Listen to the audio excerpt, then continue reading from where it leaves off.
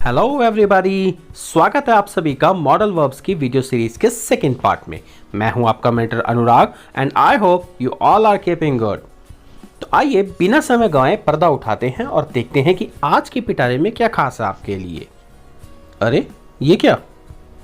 May I go a little early today sir, can I leave now? ये तो दोनों sentence में ही permission मांगी गई है, तो फिर एक में मे और एक में कैन, ऐसा क्यों? Would you please call her? Could you please help her? दोनों में ही रिक्वेस्ट की गई है, तो फिर एक में वुड और एक में कुड, ऐसा क्यों? क्या हुआ, कंफ्यूज हो गए कि कहीं कैन, कहीं मे, कहीं कुड और कहीं वुड? तो आज के इस वीडियो लेक्चर में आपकी यही कंफ्यूजन जड़ से खत्म करते हैं। जी हाँ, आज के वीडियो लेक्चर में हम बात करेंगे बड़े ही मजेदार और रोजमर्रा की जिंदगी में काम आने वाली स्ट्रॉन्ग मॉडल वर्ब्स कैन और कुड के बारे में। अब बस दिल थाम के तैयार हो जाइए। आज कैन और कुड पर पड़ी सभी परतें एक एक करके मैं उठाने वाला हूं। आज के बाद कैन और कुड आपको कभी परेशान नहीं करने वाले। बस अगर आपको वीडियो पसंद आए तो वीडियो को लाइक कीजिएगा, और आपको वीडियो से संबंधित कोई भी सजेशन आपके मन में है तो कमेंट बॉक्स में कमेंट करके जरूर बताइएगा। वीडियो को शेयर कीजिए और चैनल को सब्सक्राइब कीजिए ताकि आपको ऐसे ही और इंटरेस्टिंग और इंफॉर्मेटिव वीडियोस मिलते रहें। इस सीरीज के पिछले और पहले वीडियो में हमने देखा कि मॉडल वर्ब्स क्या होती हैं, कितने तरह की होती हैं, इनके कैसे फंक्शंस हैं, स्ट्रक्चर्स कैसे हैं और ग्रामर में इनका इस्तेमाल किस तरह से किया जाता है। अगर ये वीडियो आपने नहीं देखा है तो इसका लिंक डिस्क्रिप्शन में है, आप इस वीडियो को ज़रूर देखिएगा, क्योंकि मॉडल वर्ब्स को समझने के लिए सबसे पहले उनके बारे में जानना बहुत ज़रूरी है। आज के इस वीडियो में हम सीखेंगे मॉडल वर्ब्स कैन और कुड के बेसिक से लेकर एडवांस तक के सारे फीचर्स। जैसा कि मैंने आपको पिछले वीडियो में बताया था दोस्तों कि मॉडल वर्ब्स ऐसी वर्ब्स होती हैं जो किसी सेंटेंस में किसी खास तरह के मूड को एक्सप्रेस करने की एबिलिटी रखती हैं। तो इसी तरह से कैन और कुड भी डेफिनेटली किसी खास तरीके के एक्सप्रेशन को एक्सप्रेस करने के लिए आती हैं। अब कैन और कुड किस तरीके के मूड को एक्सप्रेस करते हैं, आइए जरा देखते हैं। तो सबसे पहले कैन और could ability, possibility, permission, request, negative certainty, suggestion, condition और इडियम के रूप में यूज की जाती है। यानी इस तरीके के कुछ मूड्स हैं जो कैन और कुड के द्वारा एक्सप्रेस किए जाते हैं। आइए अब इन चीजों को जरा डिटेल्स में समझते हैं। यदि कैन के हिंदी अर्थ की बात करें तो हिंदी में इसका अर्थ होता है किसी काम को कर सकना। कर सकना यानी किसी काम को करने की योग्यता या उसको करने की क्षमता का होना। कुड को आमतौर पे कैन के पास्ट के रूप में देखा जाता है, तो इसका हिंदी में अर्थ होगा किसी काम को कर सका या किसी काम को कर पाया। तो ये कहना बिल्कुल भी गलत नहीं होगा कि कैन किसी काम को करने की एबिलिटी, कैपेबिलिटी, पावर, पोटेंशियल या स्किल को दर्शाता है। यानी कि कैन मॉडल का इस्तेमाल हम वहां करते हैं जहां हमें यह दिखाना हो कि हमारे में किसी काम को करने की योग्यता है या नहीं। यानी अगर हम उस काम को कर सकते हैं तो कैन, और अगर उस काम को नहीं कर सकते हैं तो कैंट का यूज करते हैं। जिस तरह से यहां दिए गए एग्जाम्पल से समझिए, आई कैन वॉक 10 माइल कॉन्टिन्यूसली।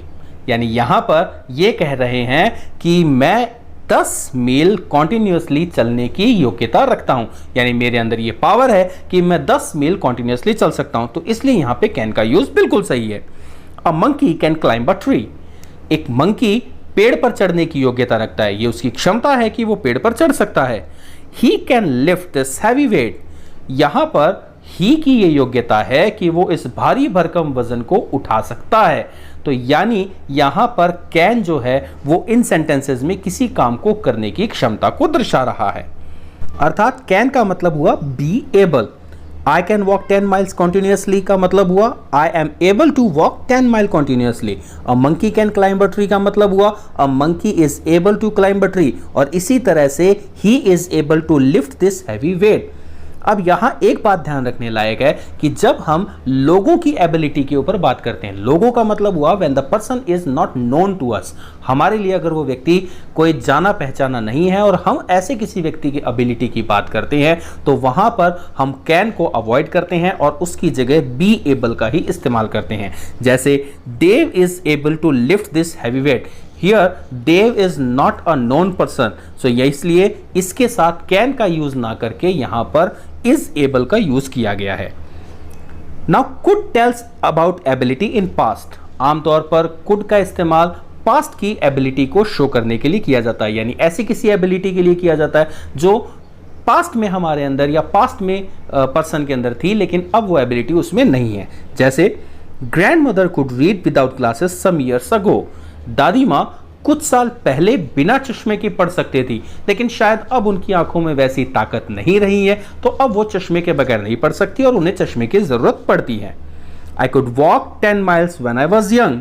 देखिए इससे पहले वाले सेंटेंस में हमने बात की थी कि मैं 10 मील कॉन्टिन्यूसली चल सकता हूं। यह एबिलिटी स्पीकर में अभी भी है, लेकिन इस सेंटेंस में स्पीकर यह कहता है कि जब मैं यंग था यानी कि जब मैं जवान था तो मैं 10 मील चल सकता था, यानी अब उसमें 10 मील चलने की एबिलिटी नहीं है। तो कुड का इस्तेमाल पास्ट की एबिलिटी को शो करने के लिए किया जाता है। अब यहां एक बहुत ही खास और गौर करने लायक बात है। देखिए मैंने आपसे शुरू में ये कहा था कि मैं आपके इन वीडियोस में आपके मॉडल से रिलेटेड सारे तरीके के डाउट्स और कन्फ्यूज़न दूर करूंगा। तो जहां पर भी डाउट की संभावना, कन्फ्यूज़न की संभावना बनती है, मैं उसे खास तौर से आप लोगों के सामने क्लियर करने की कोशिश कर रहा हूं। यहाँ जो मैं आपको बताना चाहता हूँ वो ये है कि कुड और यूज टू इन दोनों मॉडल्स के साथ हम लोगों को कंफ्यूज नहीं होना है। मैंने पिछले वीडियो में आपको बताया कि यूज टू एक ऐसा मॉडल है जिसका इस्तेमाल हमेशा पास्ट के लिए ही किया जाता है, लेकिन यहाँ ये बात ध्यान रखनी है कि यूज टू मॉडल का इस्तेमाल हम ऐसी किसी पास्ट के काम के लिए करते हैं जो हमारी पहले हैबिट थी या जो स्पीकर की पहले हैबिट थी, लेकिन अब वो हैबिट स्पीकर छोड़ चुका है।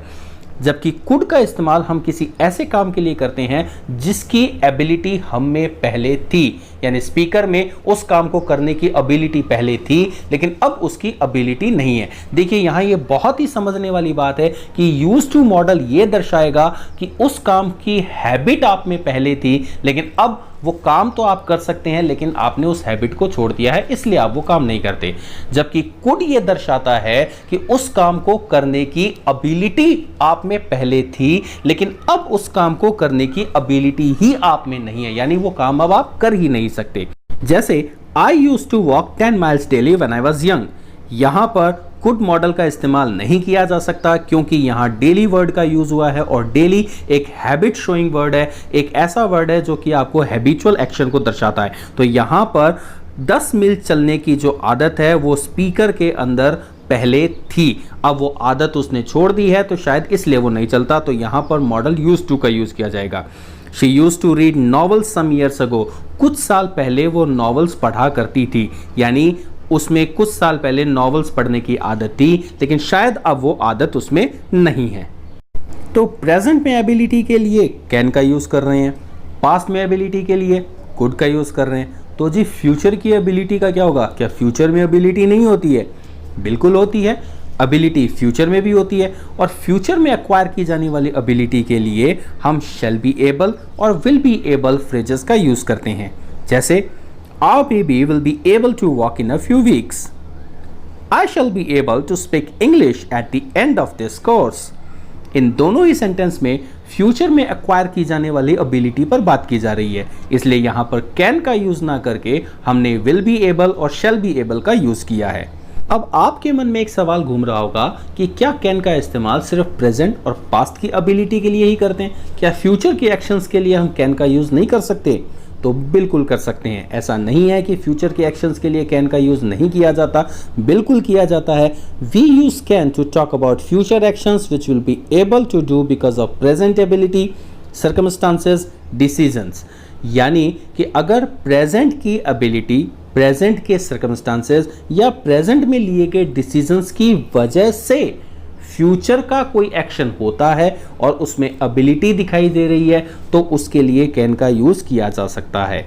जैसे she can win the race tomorrow if she really tries, यानी वो रेस कल जीत सकती है, कल उसके रेस जो है उसके जीतने के चांसेस है अगर वो आज कोशिश करती है, यानी अगर वो कोशिश करती है तो वो कल रेस जीत सकती है। तो यहाँ पर रेस तो वो फ्यूचर में जीतेगी लेकिन उसके लिए जो प्रयास है, जो उसके लिए एफर्ट्स हैं वो प्रेजेंट के हैं। I haven't got time today but I can C you tomorrow. मुझे आज तो समय नहीं मिल पाया, लेकिन मैं कल तुम्हें ज़रूर मिलूंगा या कल तुमसे मिल सकता हूँ। यानी कि जो मुलाकात है वो कल होगी। किस वजह से होगी? क्योंकि आज मुलाकात का वक्त नहीं मिल पाया, यानी कि आज के सर्कमस्टांसेस की वजह से मुलाकात कल होगी। तो इस तरह से हमने देखा कि फ्यूचर के एक्शंस के लिए भी कैन का यूज़ किया जा सकता है। पिछले वीडियो में हमने बात की कि मॉडल्स का पास्ट या फ्यूचर ऐसी कोई फॉर्म नहीं होती है, मॉडल्स हमेशा प्रेजेंट फॉर्म में ही होते हैं। लेकिन कुछ मॉडल्स को पास्ट के एक्शंस के लिए भी यूज़ किया जाता है और कुड भी एक ऐसा ही मॉडल है। यहाँ ये कहना बिल्कुल गलत होगा कि कुड कैन का पास्ट है। जी नहीं, कुड कैन की पास्ट फॉर्म नहीं है, बल्कि पास्ट की कुछ एक्शंस या पास्ट की एबिलिटी को शो करने के लिए कुड का यूज़ किया जा सकता है। लेकिन कुड है प्रेजेंट फॉर्म। किसी भी सेंटेंस में पास्ट की एबिलिटी को शो करने के लिए हम कुड का या वाज और वर एबल का यूज कर सकते हैं। जैसे when I was young I could और I was able to climb any tree. यहाँ पर सिर्फ एक जनरल एबिलिटी की बात की जा रही है कि जब मैं छोटा था तो उस समय मैं किसी भी पेड़ पर चढ़ सकता था या मुझ में किसी भी पेड़ पर चढ़ने की क्षमता थी। यहाँ पर हम कुड का या वाज एबल दोनों में से किसी का भी यूज़ करते हैं तो ये सेंटेंस बिल्कुल सही है। लेकिन एक बात ध्यान रखने लायक है कि अगर पास्ट की किसी एबिलिटी पर बात की जा रही हो और किसी पर्टिकुलर एक्शन से रिलेटेड एबिलिटी हो तो वहाँ पर हम कुड का यूज़ नहीं करेंगे। उस स्थिति के अंदर, उस कंडीशन में हमें वाज या वर एबल का ही यूज़ करना चाहिए। जैसे though he was injured he was able to explain the incident. यहाँ पर हम किसी जनरल एबिलिटी या किसी जनरल पावर की बात नहीं कर रहे हैं। ये एक पर्टिकुलर एक्शन है कि घायल होने या चोटिल होने के बावजूद भी उसमें इतनी क्षमता थी या वो उस पूरी घटनाक्रम को समझा पाया, उस पूरे घटनाक्रम को एक्सप्लेन कर पाया। इस तरह की कंडीशन में कुड का इस्तेमाल बिल्कुल गलत होगा। यहाँ पर वाज एबल या वर एबल का इस्तेमाल ही पास्ट की एबिलिटी को शो करने के लिए किया जाता है। इसी तरह से प्रेजेंट परफेक्ट में एबिलिटी शो करने के लिए हम हैज़ या हैव बीन एबल का यूज़ करते हैं। अब यहाँ स्टूडेंट अक्सर एक गलती कर बैठता है। हम ये जानते हैं कि परफेक्ट की वर्ब स्ट्रक्चर हैज़ या हैव प्लस वर्ब की थर्ड फॉर्म यानी कि पास्ट पार्टिसिपल होती है। लेकिन एक बात ध्यान रखने लायक है कि मॉडल वर्ब के साथ में हैव प्लस पास्ट पार्टिसिपल यानी कि हैव प्लस थर्ड फॉर्म का यूज़ करने पर वो परफेक्ट की फॉर्म नहीं बनती, बल्कि वो पास्ट की फॉर्म बन जाती है। इसलिए प्रेजेंट परफेक्ट के सेंटेंस में एबिलिटी शो करने के लिए आप मॉडल के साथ हैव प्लस V3 का यूज़ मत कर दीजिएगा। ये करने से आपका सेंटेंस पास्ट का सेंटेंस बन जाएगा, ना कि प्रेजेंट परफेक्ट का। तो इसलिए प्रेजेंट परफेक्ट में एबिलिटी शो करने के लिए हम हैज़ या हैव बीन एबल का यूज करते हैं। जैसे since his accident he hasn't been able to walk.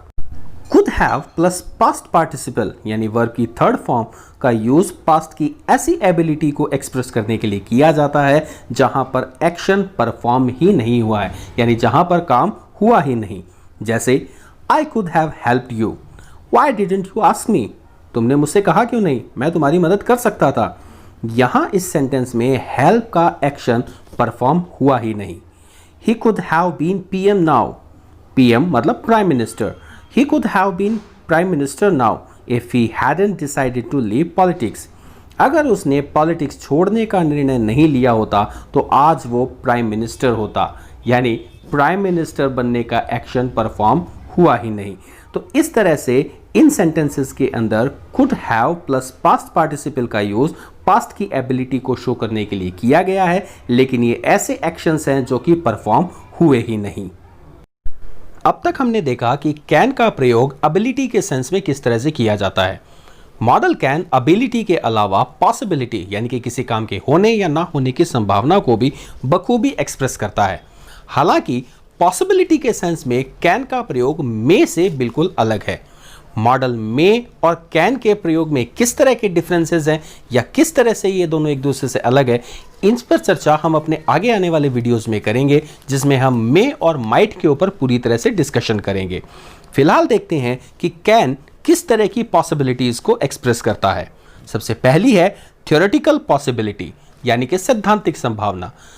Theoretical possibility से अभिप्राय एक ऐसी तरीके के कार्य या ऐसी तरीके की संभावना से है या जो कार्य किसी के साथ भी हो सकता है, यानी कि जिसके होने की संभावना स्वाभाविक हो। जैसे anyone can make a mistake, accidents can happen to anyone. ये दोनों ही कार्य ऐसी पॉसिबिलिटीज हैं जो किसी के साथ भी हो सकती हैं, यानी कि ये स्वाभाविक हैं, इन पर किसी का भी कंट्रोल नहीं है।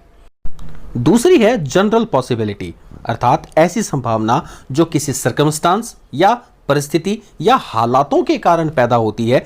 इस तरह की पॉसिबिलिटी या इस तरीके की संभावना के लिए भी कैन का प्रयोग कर सकते हैं। जैसे you can ski on the hills, यहां पर हिल्स पर स्कीइंग की जा सकती है। क्यों? क्योंकि इसका मतलब यह है कि हिल्स पर बर्फ है और बर्फ है तो वहां पर स्कीइंग की जा सकती है। तो इसका मतलब यह हुआ कि यहां पर सर्कमस्टांसेस यानी कि परिस्थिति के कारण स्कीइंग जो है इसके होने की पॉसिबिलिटी बनती है। We can't bathe here on the account of depth, गहराई की वजह से हम यहां पर नहा नहीं सकते, यानी कि इस जगह पर नहाने की संभावना नहीं है, यहां नहाया नहीं जा सकता है। क्यों नहीं नहाया जा सकता? क्योंकि यहां गहराई है, तो गहराई की परिस्थिति के कारण यहां पर नहाने की संभावना नहीं है। तो इस तरह से जनरल पॉसिबिलिटी ऐसी पॉसिबिलिटी हुई जो किसी तरीके की हालातों की वजह से पैदा होती है और उनके लिए भी कैन का यूज किया जा सकता है। थर्ड है ओकेजनल पॉसिबिलिटी। ओकेजनल पॉसिबिलिटी से अभिप्राय किसी ऐसी तरीके की संभावना से है या किसी ऐसे कार्य से है जिसके होने की संभावना काफ़ी कम हो, लेकिन फिर भी हम उसके होने को नकार नहीं सकते, उसका होना भी संभव हो सकता है। तो इस तरीके की पॉसिबिलिटी के लिए हम कैन मॉडल का ही यूज़ करते हैं। मे मॉडल का यूज़ ओकेजनल पॉसिबिलिटी के लिए नहीं किया जा सकता। जैसे measles can be quite dangerous, यानी कि मेजल्स वैसे तो खतरनाक नहीं होते लेकिन फिर भी ये खतरनाक हो सकते हैं, so be careful. Over eating can be harmful, ज़्यादा खाना भी कभी कभी नुकसानदायक या हानिकारक हो सकता है, तो इसकी संभावना को भी नकारा नहीं जा सकता। कैंट का यूज नेगेटिव सर्टेनिटी के लिए भी किया जाता है। जैसे it cantt be true, he cantt B Jagdish, वो जगदीश नहीं हो सकता। कैन नॉट शोज इम्पॉसिबिलिटी, यानी कैन नॉट का यूज हम इम्पॉसिबल एक्शंस के लिए भी करते हैं, लेकिन यहाँ ये बात ध्यान रखनी है कि ऐसे एक्शंस के लिए ही किया जाता है जो कंप्लीटली इम्पॉसिबल हो। जैसे we can not see without eyes, आंखों के बिना हम नहीं देख सकते, ये 100% इम्पॉसिबल है, इसलिए इस तरीके के सेंटेंस में कैन नॉट का यूज किया जा सकता है और ये बिल्कुल सही है। Now, could can be used in the place of may and might in affirmative and interrogative sentences. सकारात्मक और प्रश्नवाचक वाक्यों में आप may और might के स्थान पर could का यूज कर सकते हैं, लेकिन कैसे कर सकते हैं इसके लिए हमें पहले may और might को समझना होगा। तो इसके लिए आपको इंतजार करना पड़ेगा अगले वीडियो का, जिसमें हम may और might पर पूरी चर्चा करेंगे और यहां मैं आप लोगों को कैन और कुड का मे और माइट के साथ कंपैरिजन भी समझाऊंगा। मे आई कम इन सर? क्या हुआ? सोचने लगे कि मैं अचानक परमिशन कैसे मांगने लगा? अजी परमिशन नहीं मांग रहा, बल्कि कैन के अगले कंसेप्ट को समझाने की तरफ ही बढ़ रहा हूं, जो कि है परमिशन। जी हां, मॉडल कैन का यूज भी परमिशन के सेंस में उसी तरह से किया जाता है जैसे अभी हमने मे के यूज को देखा। तो फिर आखिर मे और कैन में फर्क क्या है? आइए जरा देखते हैं। कैन का यूज आमतौर पर इनफॉर्मल परमिशन मांगने या देने के लिए किया जाता है और खास तौर से फर्स्ट पर्सन प्रोनाउन के साथ। अब ये इनफॉर्मल क्या चीज है? इनफॉर्मल और फॉर्मल के बीच में बिल्कुल वैसा ही फर्क है जैसा टाई और गमछे के बीच। दोनों पहने गले में ही जाते हैं, लेकिन एक को पहनकर हम सूटेड बूटेड लगते हैं और लोग हमें जेंटलमैन समझते हैं, जबकि दूसरे को पहनकर हमें लोग ग्रामीण या देहाती या हो सकता है कि अनएजुकेटेड भी समझ लें। अर्थात हम कह सकते हैं कि इनफॉर्मल का मतलब हुआ अपना ठेठ देसी अंदाज, जिसमें हम आमतौर पर शिष्टाचार का या मैनर्स का, एटिकेट्स का, इनका बहुत ज़्यादा ध्यान नहीं रखते हैं। हमारा किसी के साथ व्यवहार जो है वो बहुत ही इनफॉर्मल होता है, यानी दोस्ताना होता है, बहुत ही फ्रेंडली बिहेवियर होता है, जैसा हम आमतौर पर अपने दोस्तों के साथ बिहेव करते हैं, या अपने किसी बराबर वाले के साथ बिहेव करते हैं, या अपने बराबर के भाई के साथ बिहेव करते हैं, तो उनके साथ जो हमारा बिहेवियर है वो आमतौर पे इनफॉर्मल बिहेवियर होता है। जबकि अगर हम अपने किसी बड़े के साथ, अपने टीचर के साथ या अपने पेरेंट्स के साथ जब बिहेव करते हैं तो उनके साथ हमारा जो बिहेवियर है, किसी अननोन पर्सन के साथ जो हमारा बिहेवियर है, ये बिहेवियर फॉर्मल बिहेवियर होता है, क्योंकि वहाँ हम एटिकेट्स का भी ध्यान रखते हैं, मैनर्स का भी हम ध्यान रखते हैं, हमारे मन में हल्की सी हेजिटेशन भी होती है, और इसीलिए हम यूजुअली किसी अननोन पर्सन को सर या मैडम कहकर ही संबोधित करते हैं। तो इसका मतलब हुआ कि किसी से भी इनफॉर्मल वे में परमिशन मांगने के लिए या किसी को भी इनफॉर्मल वे में परमिशन देने के लिए हम कैन का यूज बेधड़क तरीके से कर सकते हैं। जैसे can I ask you a question, क्या मैं तुमसे एक सवाल पूछ सकता हूं? अब ये अगर मैं आपसे कहूं तो मैं आपका टीचर हूं, और मैं अगर आपसे इस तरह से सवाल पूछूं तो ये बिल्कुल सही है। इसी जगह अगर कोई स्टूडेंट अपने टीचर से कोई क्वेश्चन पूछता है तो उसका क्वेश्चन होगा may I ask you a question. I can leave the place whenever I want, जब मैं चाहूं तब ये जगह छोड़कर जा सकता हूं। इसका मतलब ये हुआ कि यहां पर मुझे ये परमिशन है, और मैं अपने आप को इनफॉर्मल वे में दिखा रहा हूं कि मेरे पास ये परमिशन है, मैं कहीं भी जा सकता हूं इस जगह को छोड़कर। इसी तरह से अगर किसी परमिशन में अधिकारों की, नियमों की या कानून से संबंधित कोई बात नजर आए तो उस तरह की परमिशन में हम हमेशा कैन का ही यूज करते हैं, क्योंकि ऐसी परमिशन इनफॉर्मल परमिशन ही होती है और ये अधिकारों की बात होती है। जैसे you can appeal in higher court, तो हायर कोर्ट में अपील करना ये किसी का भी अधिकार है, इसकी परमिशन सभी को है, तो ऐसी स्थिति में यहां पर कैन का प्रयोग किया जाएगा। The police officer can ask you to show your ID, अब पुलिस ऑफिसर के पास ये अधिकार है और ये रूल भी है कि वो आपसे आपको अपनी ID दिखाने के लिए कह सकता है, तो उसके लिए उसे किसी तरीके के रिक्वेस्ट या किसी तरीके से आपके सामने हेजिटेट होने की जरूरत नहीं है। तो यहां पर मे का यूज ना होकर यहां कैन का ही यूज होगा। कैन एवरीबॉडी पार्क हियर, तो इस तरीके के सेंटेंसेस में हम लोग कैन का ही यूज करते हैं। इसी तरह से पास्ट में ऑलरेडी ग्रांटेड या ऑलरेडी रिफ्यूज्ड परमिशन के लिए हम कुड का यूज कर सकते हैं। जैसे when I was a child I could play any time, it means that as a child I was allowed to play at any time. In childhood, he couldn't eat ice cream whenever he wanted. It means that in childhood, he was not allowed to eat ice cream anytime. Possibility के mood की तरह ही अगर permission में भी किसी particular action की बात हो और उसकी परमिशन ग्रांट की गई हो या रिफ्यूज की गई हो तो वहां कैन और कुड का यूज ना करके हम वहां वाज या वर अलाउड का यूज करते हैं। वीडियो में अब तक हमने कैन और कुड से जुड़े कई कंसेप्ट पर बात की और मैं आशा करता हूं कि आपको बहुत अच्छे से ये चीजें समझ में आई होंगी और आपको मजा भी आया होगा। आप बस वीडियो में मेरे साथ बने रहिए और मैं आपको विश्वास दिलाता हूं कि कैन और कुड से रिलेटेड कंसेप्ट्स आपके इस तरह से क्लियर हो जाएंगे कि आपको जिंदगी भर किसी ट्रिक और शॉर्टकट की जरूरत नहीं पड़ेगी और आप ताउम्र कैन और कुड को कभी नहीं भूल पाएंगे। आइए अब देखते हैं कि कैन और कुड का यूज हम रिक्वेस्ट और ऑफर के लिए कैसे कर सकते हैं। जी हाँ, कुड का यूज बहुत ही पोलाइट, फॉर्मल और इनफॉर्मल दोनों तरह की रिक्वेस्ट के लिए किया जाता है। जैसे could I get some water, could you please help me out. इन सेंटेंसेस में ये रिक्वेस्ट बहुत ही पोलाइट मैनर में की गई हैं। रिक्वेस्ट के मूड के लिए कभी कभार कैन का यूज भी देखने को मिलता है, लेकिन अगर पोलाइटनेस की बात की जाए तो कैन कुड के मुकाबले बहुत ही कम, लगभग ना के बराबर पोलाइट होता है।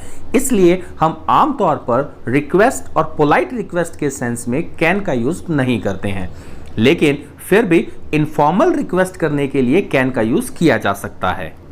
इसी तरह से मॉडल मे, माइट और वुड का यूज भी पोलाइट रिक्वेस्ट के सेंस में किया जाता है, लेकिन किस तरह से, इस पर बात हम आगे के वीडियोस में करेंगे। यहां मैं आपको एक बात खास तौर से बता दूं कि कुड यू और वुड यू ये दोनों ही पोलाइट रिक्वेस्ट के सेंस में बिल्कुल एक जैसा ही अर्थ देते हैं, लेकिन फिर भी इन दोनों के यूज में एक बहुत ही अहम फर्क है। कुड यू का इस्तेमाल हम ऐसे किसी रिक्वेस्ट के लिए करते हैं जिसमें किसी तरीके के फिजिकल एफर्ट की आवश्यकता पड़ती है। जैसे अभी मैंने सेंटेंस कहा could you please help me out. अब हेल्प करने के लिए आपको किसी ना किसी तरीके की फिजिकल एक्टिविटी या कोई फिजिकल वर्कआउट करना पड़ेगा। तो यहाँ पर कुड यू या कुड का इस्तेमाल पोलाइट रिक्वेस्ट के लिए किया जाएगा। लेकिन इसी तरह अगर किसी एक्शन में फिजिकल वर्कआउट की रिक्वायरमेंट नहीं है और हम रिक्वेस्ट करना चाहते हैं, तो उस तरीके के सेंटेंस में हम अमूमन वुड यू का इस्तेमाल करते हैं। जैसे would you tell me your name please, क्या आप अपना नाम मुझे बताएंगे। अब आपको अपना नाम मुझे बताने में किसी तरीके के फिजिकल वर्क की जरूरत नहीं है, लेकिन अगर मैं सेंटेंस कहूं कि could you give me that book over there, क्या वो वहां रखी किताब तुम मुझे दोगे, तो उस किताब को मुझे देने में आपको कुछ फिजिकल वर्क करना पड़ेगा। इसलिए इस तरीके की रिक्वेस्ट में हम कुड का यूज करेंगे। कैन का यूज हम किसी के लिए कुछ काम करने के सेंस में भी करते हैं और ये सेंटेंसेस एग्जाम में कई बार पूछे भी जा चुके हैं। जैसे can I carry your bag, I can man your bicycle for you. ये दोनों ही सेंटेंसेस किसी व्यक्ति को हमारी तरफ से दिए गए ऑफर का सेंस देते हैं। आइए अब फटाफट कैन और कुड से जुड़े हुए कुछ ऐसे कंसेप्ट पर नजर डालते हैं जिनके ऊपर बहुत कम टीचर्स अक्सर बात करते हैं, लेकिन एग्जाम्स में ये चीजें बार बार पूछी जाती हैं और स्टूडेंट्स को ये कंफ्यूज भी कर जाती हैं। जैसे नेगेटिव इंटेरोगेटिव फॉर्म्स यानी कि कैंट आई और कुडंट आई का यूज सेंटेंस में तब किया जाता है जब उसके जवाब के हाँ में आने के चांसेस ज्यादा हों, यानी कि जब अफर्मेटिव आंसर के चांसेस हों तो ऐसे सेंटेंसेस में कैंट आई और कुडंट आई का यूज करते हैं।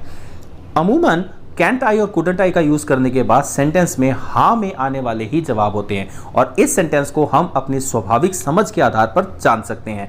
इसके लिए लगातार हम लोगों को प्रैक्टिस करने की जरूरत होती है और इसीलिए इस वीडियो के एंड में मैंने आपके लिए एक बहुत ही अहम एक्सरसाइज को इंक्लूड किया है। जैसे cantt I sit by you, तो यहाँ इस सेंटेंस में ना में जवाब आने के चांसेस बहुत कम है। इसी तरह से कुडंट आई पे बाय चेक। इसी तरह कंडीशनल सेंटेंसेस यानी कि शर्त सूचक वाक्यों में अगर एक क्लॉज पास्ट टेंस में है या उसमें पास्ट वर्ब का यूज किया गया है तो हम कुड का यूज उस सेंटेंस में कर सकते हैं और ये कुड का यूज सेंटेंस में सपोजिशन या पॉसिबिलिटी के सेंस को दर्शाता है। जैसे if he worked hard he could stand first, अगर उसने मेहनत की होती तो जरूर वो फर्स्ट आता। किसी कही गई बात को ना मानने या किसी कहे गए काम को ना करने पर लोगों को क्रिटिसाइज करने के लिए भी हम कुड का यूज कर सकते हैं। जैसे you could ask before taking my car, अरे मेरी कार लेने से पहले कम से कम मुझसे पूछते तो सही, यानी कि तुम मुझसे पूछ सकते थे, तुमने मुझसे क्यों नहीं पूछा। So in this sentence the person is criticising the other person for taking his car. You could have told me you were going married, कम से कम मुझे बताते तो सही कि तुम शादी करने वाले हो, यानी कि तुम शादी करने वाले थे और तुमने मुझे बताया ही नहीं। तो यहाँ ये सेंटेंस किसी को क्रिटिसाइज करने के लिए यूज किया गया है। कांट हेल्प एक बहुत ही खूबसूरत इडियम है जिसका यूज तब किया जाता है जब हम किसी काम को करने से खुद को रोक ही ना सके। तो अगर आपको सेंटेंस में इस तरीके के सेंस को यूज करना है तो आप डेफिनेटली इस कांट हेल्प इडियम को यूज कीजिएगा और ये आपके सेंटेंस में 4 चांद लगा देगी। जैसे he has a bad cold, he can't help sneezing, यानी कि उसे जुकाम है और वो छींके बगैर नहीं रह सकता, यानी कि छींक को वो रोक ही नहीं सकता, छींके तो उसे आएगी ही। Sorry I couldn't help overhearing what you said, तुमने जो कहा उसे मैं सुनने से खुद को रोक नहीं पाया, यानी कि मैं रोक नहीं सका और मैंने आपकी बात सुन ली। और बहुत बार आपने ये सेंटेंस सुना भी होगा, आई कांट हेल्प लाफिंग, अरे भाई मैं तो खुद को हंसने से रोक ही नहीं सकता, तुम्हारा जोक ही इतना फनी है कि बस मेरी तो हंसी ही निकल गई। वर्ब सी, हेयर, फील, स्मेल, टेस्ट आदि कुछ ऐसी वर्ब्स हैं जिनका प्रयोग हम परसेप्शन के लिए करते हैं। और एक बात बहुत ही खास यहाँ ध्यान रखने लायक है कि परसेप्शन के लिए प्रयोग करते समय इनके साथ हम आईएनजी फॉर्म्स यानी कि इनकी जिरंड फॉर्म्स का यूज नहीं करते। यानी ऐसा कभी नहीं हो सकता कि हम सेंटेंस कुछ इस तरह से कह दें कि I am seeing teacher coming, I am hearing you, I am feeling you. ये सेंटेंसेस गलत हैं। ऐसे स्थिति में हमें इनके साथ मॉडल कैन का यूज करना पड़ेगा और सेंटेंस कुछ इस तरह से होगा, I can see teacher coming, can you hear somebody coughing. Verb guess और टेल के साथ कैन और कुड का यूज करने पर ये सी और नो का मीनिंग देते हैं। जैसे I could guess what she wanted, उसे क्या चाहिए मैं जानता हूं, यानी कि उसे क्या चाहिए था इस बात की जानकारी मुझे थी। You can tell he is Irish from his accent, उसके एक्सेंट यानी उसके बोलने के लहजे से तुम ये बता सकते हो कि वो एक आयरिश है, यानी तुम जान सकते हो कि वो एक आयरिश है उसके एक्सेंट से। इंग्लिश ग्रामर में नैरेशन करते समय अगर डायरेक्ट स्पीच में हमें कैन दिया गया है तो इनडायरेक्ट करते समय हम उसे कुड में चेंज कर देते हैं।